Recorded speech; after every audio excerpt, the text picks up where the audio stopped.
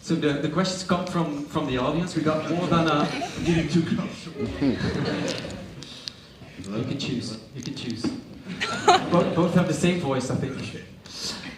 We got more than 100 questions. They come from the audience. We selected more than a third of them, and we selected them in 7 themes. So you can pick your own theme. So you have a little bit of influence on the procedure. This is my favorite theme, blank. Well, but first I wanted to give you some questions about the exhibition itself and about the world of Tim Burton, the exhibition.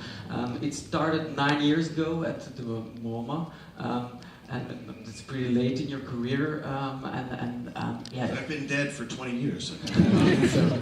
And then there's the first time that you give an insight in all this stuff that has been private. And yeah, how did that feel? And how did that? It was very strange because Jenny, who's here, who curated this show and also the MoMA show, her and Ron, who curated, they came to me and said, "Would you like to have, you know?" They'd like to do a retrospective, and all the stuff that's in the show here was all stuff just for drawing and just for projects. I never imagined it being hung up on the walls of anywhere, even in my own bedroom. You know what I mean? So I never do any of that stuff. So it was quite a surreal, amazing moment when, because I never knew I even had half of this stuff. Jenny and Ron went to my parents' old house and my grandmother's garage and all this place, and found all this stuff that I didn't even know I had. So it was kind of like an archaeological dig, finding all this stuff, and it was quite amazing and shocking to me to see it all. Yeah, and is there one piece that you're most proud of, or maybe the most ashamed of? Or my rejection slip from Disney, yes. I'm sorry, you're just not talented enough and we can't use you. So, goodbye. That's there, I mean... I was surprised, that made me laugh the most of anything I saw. Yeah, but you didn't say no, it can't be in. It had to be included. Yeah, the exhibition changes over the several cities, and there were apparently several people that even saw the exhibition in other places and noticed differences. How does this happen? Is there? Well, I mean, I think a lot of it has to do. This is the amazing thing about here is every place that you go to, the place that you show, the space is important. That's so amazing about this place that it wasn't torn down, that the mine was turned into. There's towers and everything. It's such an amazing, sort of artistic, just place. Something that used to be a mine turns into something like this. So it's quite exciting, and also, again, the place is equally important as to what goes in it. And to me, so that dynamic, the juxtaposition between the two things is important. And also, a lot of that machine, I don't know what to look at, whether to look at the artwork or all the machinery, which is so, you can make some amazing robots without all the stuff in the place. So it's a beautiful space. Yeah, it goes well together. I was very amazed by how early already you saw the work of Tim Burton. As a child, even you were making work that already feels like Tim Burton work, and these amazing 8mm films. Do you remember who made you start drawing and painting and what? I mean, I think you go to schools, every child I ever knew liked to draw. So I mean, everybody, I think, pretty much seems to have equal ability from what I've seen with children. And at least in America, what I thought happened is that as you get older, everybody likes to draw. Then you go into society, you can't really draw, you're not that good or whatever. And then a lot of kids saw very early go oh well, I can't really draw, I can't really. But my opinion was everybody can draw, and I just didn't listen to anybody. You know what I mean? I just didn't. When they said, "Oh, that looks like shit," I mean, you can't draw. It's like you just go, well, okay, maybe I can't, but I enjoy it. So that's why I admire any art student, people that you don't look into things to go into be something, you just do it to do it, I never thought, I'm going to be a director or whatever. I just thought I just like doing things, and so that to me is the most important thing. And just keep on doing it. Yeah, no matter what. Yeah, even if you like it, then at least one person likes it. Yeah. You have to start somewhere. Yeah. It happens to be a lot of people in your case, but yeah. Now you can pick a card if you'd like.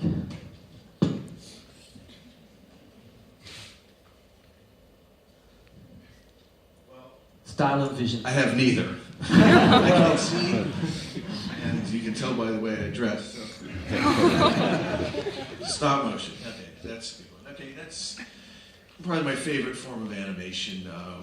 Ray Harryhausen did all those amazing stop motion animation films. That's what I grew up watching, and it's just a type of animation. I mean, all forms are great, drawn, computer, everything, but there's something about the handmade, moving an inanimate object that's just so satisfying and beautiful and tactile. The puppets, you see any of these things, they're so beautiful. They're art pieces in themselves, these puppets. So it's my favorite form of animation. And building your own worlds, you were starting with that very early on. Yeah, I mean, we just took like little models and moved them around and stuff. And again, there's just something that's very energizing about shooting something one frame at a time, and then it moves. Yeah. It's quite beautiful. Yeah, there were some questions about this stop motion. One of them was, do you think that you will ever make a stop motion film again? Yeah. I mean, yes, definitely. It's not. Yeah, I mean, they're not. I mean, it goes through different waves. The computer. So they didn't understand stop motion, but a few stop motion films work out. So I think it's a form that, like, say, studios don't really understand. They're not no major studios going, oh, let's go make a stop motion animated film. None of them. But they would. And I think it's a medium where the medium and they get the right project. Something about getting the right project with that form of animation. But it takes a lot of energy and time. Yeah, I mean, but because all animation does. But I mean, it's a certain type of person, stop motion animators. They're usually they're kind of loner, kind of sitting in a dark room. If you're a loner and you like sitting in a dark room, stop animation is for you. Okay? Yeah. Well, now we get the computer effects and animation. It's done on computers. And you think it goes together, or? Yeah, I mean, any form of animation it requires the same kind of technique. It's just a different, format. But I mean, so all animation is painstaking, takes time, one frame at a time. So each form has its own thing, but they all take time. I don't think there's any way of doing really quick animation. Yeah, some questions that are a little bit further from stop motion, but still on how does concept art turn into a movie? How does that influence cinematography, or? Well, it depends. I mean, I did a lot of concept work at Disney, and none of it really ever saw the light of day. My drawings were always very sketchy, so taking that to whatever live action or even an anime, to the next level requires other, so I was always lucky to have people that could see my drawings and go like, okay, I understand the aesthetic, I understand the what you're trying to get, kind of try to get into it and bring it into a more real dimension. So, but that's the filmmaking process. You're working with a bunch of people trying to create one thing, and like I said, my concept work is very specific, so it didn't really work for a lot of things. Yeah, I love your musicals and Sweeney Todd especially. There was a question about how do you feel towards the musical genre, and you already feel in the question there's maybe some disregard for the genre. Well, no, I mean there's Sweeney Todd and there's Mamma Mia. Yeah. Quite a big leap between them. It'd be good to mix them too. The mashup. No, I mean, I like any kind of film, but musicals are great because they're, there's good and bad of any kind of movie, right? So. Is there something that defines a good musical? Is there a way of not doing it, or? Not doing it. Yeah. Well, it just depends on what it is. I mean, if somebody offered me Sweeney Todd, I go, yeah, I'd love that. If somebody said, do Mamma Mia, Here We Go Again, I go, maybe not. I'm thinking about it. No.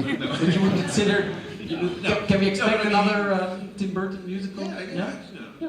Maybe. Yeah. Would be nice. Hey, we got a stage right here. Let's do it right here. Let's put on a show. Okay.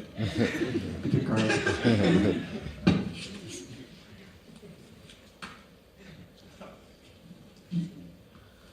life itself. We're gonna go private. Wow. I mean, this is very.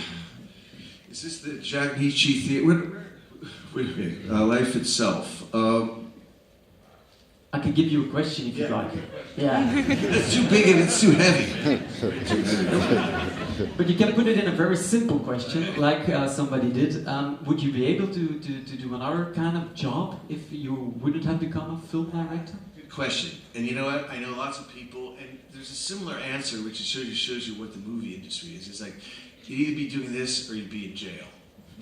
And I know a lot of people like that. I don't know a lot of people are doing it and are in jail. No, but it's like, you do kind of wonder, like, oh, what would I have done? And you know, artists are different.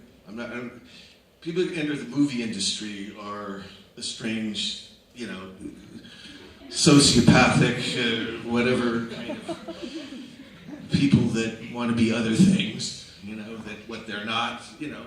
That's kind of a normal thing, but it's taken to a big degree. And what was the question again? what kind of other job could you be able to do, or would you? And as we asked you today, and it's true, I'm not kidding about this. I had more trouble getting a job as a restaurant busboy than I did getting my first directing feature film job. Yeah. Yeah. You did try. Yeah, you did try. I worked in a restaurant before. Then no. Okay. What's minimum wage? Here's $1.49 an hour. But then Pee-wee's Big Adventure. Have you ever directed? No. Okay. Well, here, go ahead. Slightly, but it was much. So that's why I say it's a weird turn of events. How things happen. You know, it's always a surprise. I never predicted anything, what's going to happen, and I feel quite lucky. Yeah.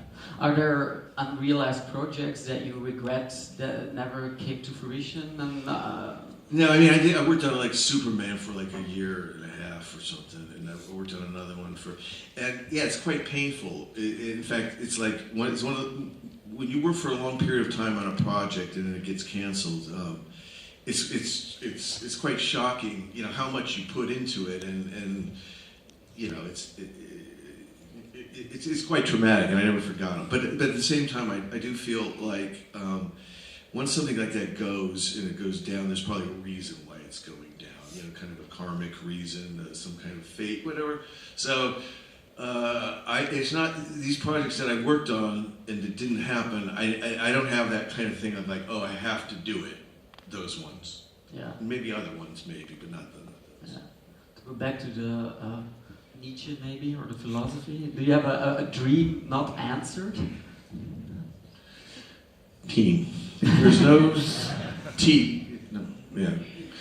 Well, that's what I was saying earlier. You know about movies. The great thing about it is that you just get to work with other artists. You know, you get to work with other crazy people doing crazy things, and you know, so.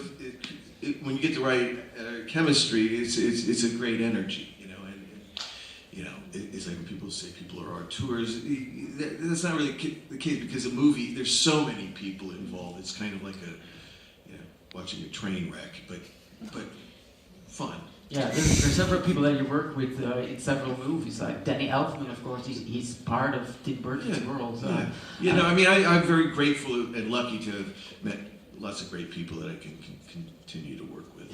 How did that happen? Well, I used to see Danny. When I was a student, I used to go see him in a band. He was like in a rock band, like a punk kind of new wave band in L.A. And I just liked their music, and I thought, maybe one day if I ever make a movie, he'll do the music, you know. But that was it was like being a teenager, so.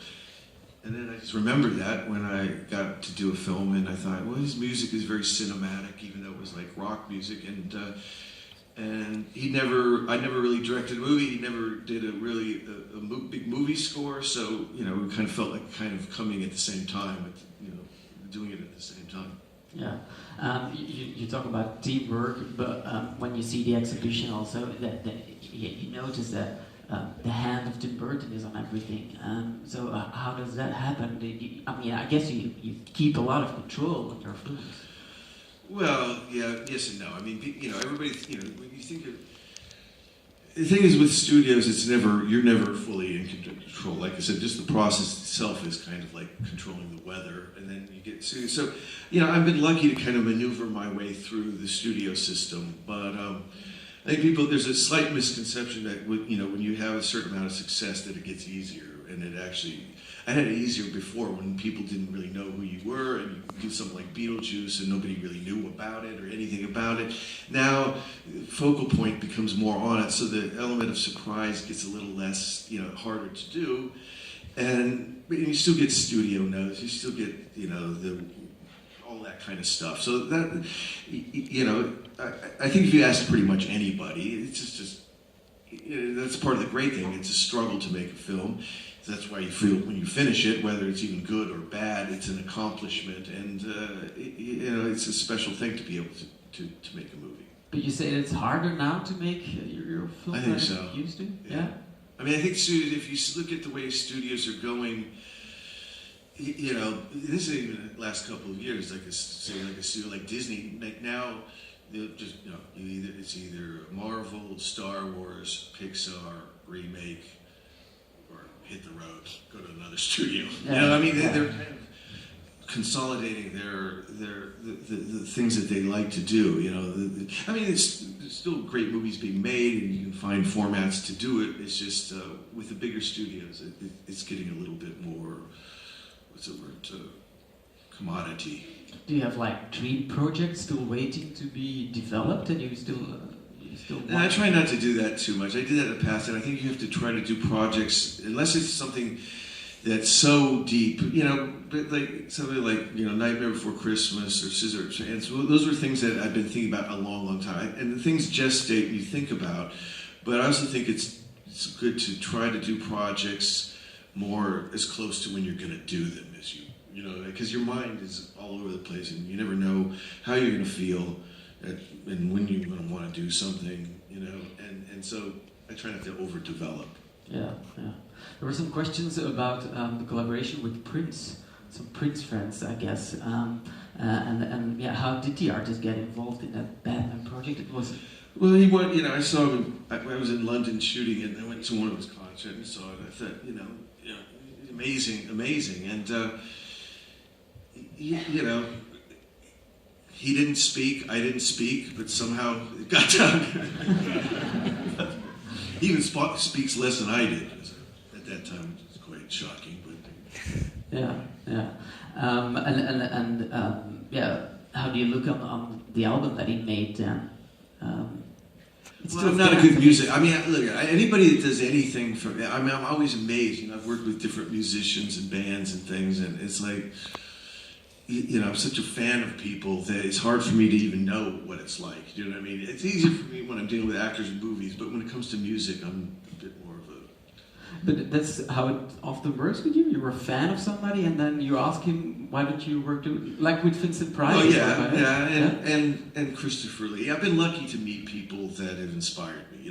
That's always a great thing when you meet somebody who inspired you, and then you meet them and they're actually... a nice, and nice person. Yeah. So it's.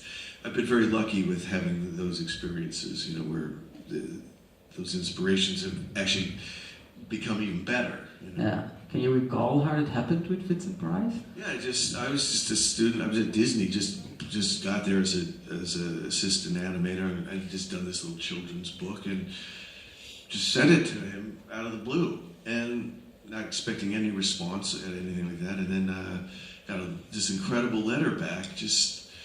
And what really touched me deeply is I never met the guy, but he could tell by my little story how much of effect he had on me, and was just so generous and kind and supportive, and then did the narration for the film, and that's how it got made, really. Yeah, you can see in the exhibition also you work with the Killers. Is there another band that you would like to make a video clip for? No, I mean, I just like them, and I like them as guys, and so I'd never really done the music video, but it was just fun. Kind of went back to kind of doing like what we used to do with the Super 8 films, just go make something, and basically been paid for pretty much myself. Expensive hobby, but there you go. No, but I mean, it was fun, and again, like it kind of reconnects you like why you like making things. Yeah, you made some films on artists. I would even say that a lot of your films are about artists. Edward Scissorhands would call him an artist, but of course I'm talking about Big Eyes and Ed Wood, sort of failed artists that are frowned upon, not taking very serious in the art. Thank you very much. Well, good night, everybody. No, but I mean, it's a fine line. That's why I love like Ed Wood. I mean, he was known to be one of the worst filmmakers of all time, and yet people know him. So it's that fine line between what's bad and good, and it's the same way with Keane paintings. I grew up with those, and they were like, a lot of people loved him, and a lot of people thought, it was the end of the earth. So it's a real fine line. And I've had that myself. I mean, I've had films, the same film on one of the top 10 films of the year and one of the top 10 worst. I've had that, and I go like, well, wow, that's amazing. Best and worst all at the same time. How's it possible? Yeah. And you also have the divide between critics and audience, no?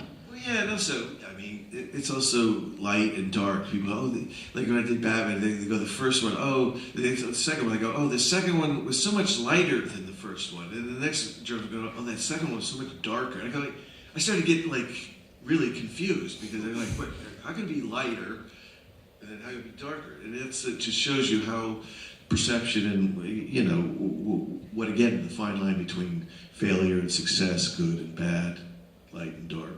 Yeah. Do you read those reactions, reviews? No, I'm aware of them, but I think it's a mistake to kind of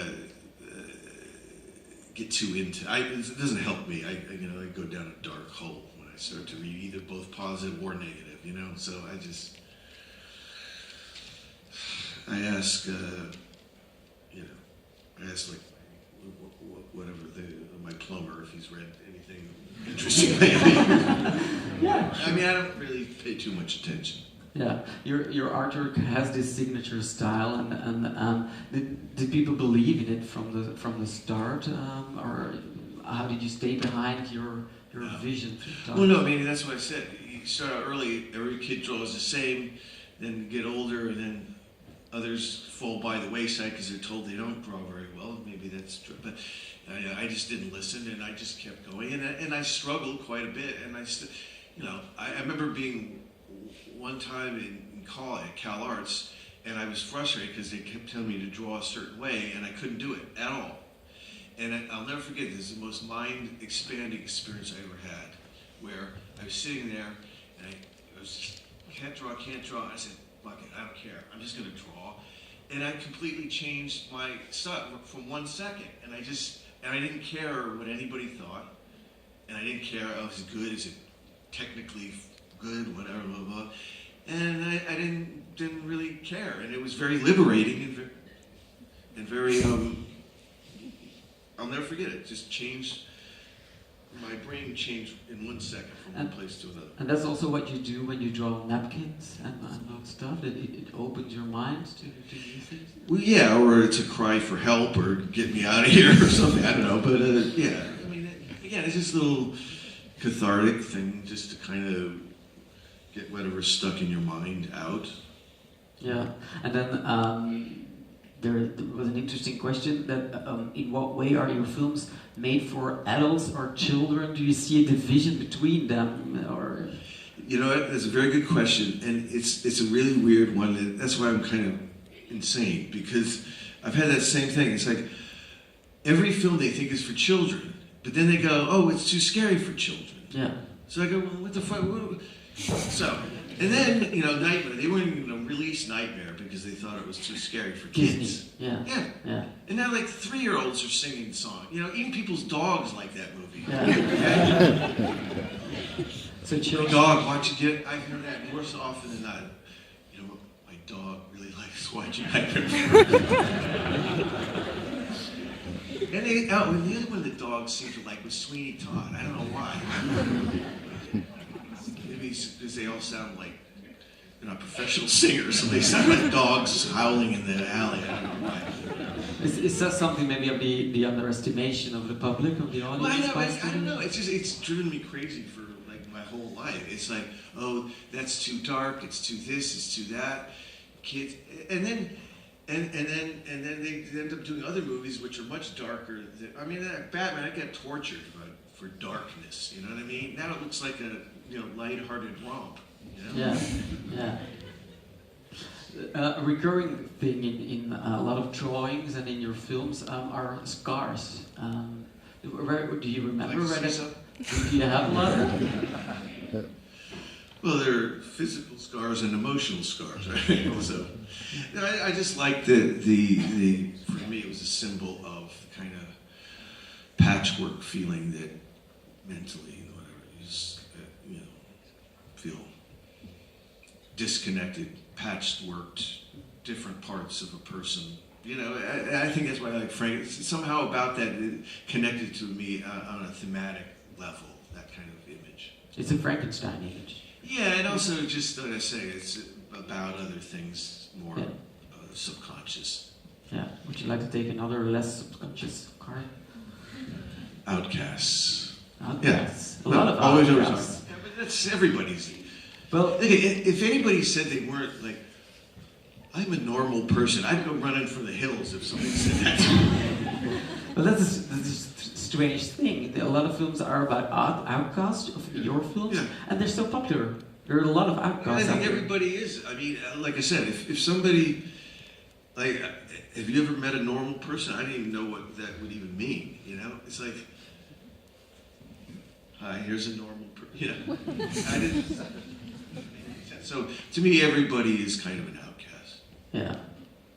Is there can you say one of the film characters that you feel most connected with or identify with the most? Well, I mean, it was the most probably personal, but I think Ed Wood I connect with just because of the whole movie thing and the weird family that gets created when you're making a movie and the kind of dysfunctional, and also that sort of delusional thing, making a film. I mean, Ed Wood, when he was making Plan 9 from Outer Space, thought he was making Star Wars, you know what I mean? So that kind of delusional thing that you get as a filmmaker is quite funny and sometimes charming, but it's a funny dynamic. You have to have, as a filmmaker, that you believe 100,000% in what you're doing. Yeah, but it can also be scary to get disconnected from the world as much as Ed Wood. No? No. No. You're asking the wrong guy. There was a nice question about all the kids in the Oyster Boy book, all these hybrid kids. Is there any of them that you would like to foster? No, and I got a few more. I've fostered a few more children. But that's, again, everything to me goes back to those times. And, it's not just about children. It's about you're formed early on by who you are. And I think that that's an interesting